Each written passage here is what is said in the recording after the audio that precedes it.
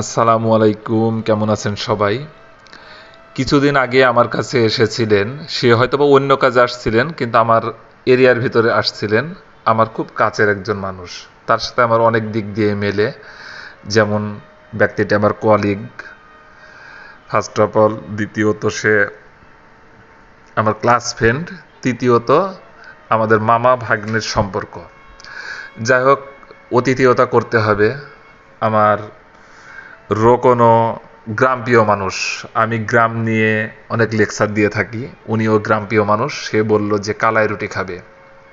যাই হোক, কে কোন জায়গায় কি নামে ডাকে জানি না, আমাদের আঞ্চলিক ভাষায় কালাই রুটি বলে। এই যে এখানে বেগুন ভর্তা, মরিচ ভর্তা, শুটকি ভর্তা, গরুর ভুড়ি সহ আমরা খেয়েছিলাম। অনেক সুস্বাদু, এবং রোকন এটা খেয়ে খুব অ্যাপ্রিসিয়েট করেছে। পরবর্তী আসলে এখানে আমরা হয়তোবা লাঞ্চ কিংবা ডিনার যে কোনো একটা করলে এই কালাই রুটি খাবো। পরবর্তীতেও এই দাওয়াত সে নিয়েছে। যাই হোক, বন্ধুত্ব, ভালোবাসা, আত্মীয়তা টিকে থাকবে জীবনের পর জীবন। ভালো থাকবেন সবাই। আল্লাহ।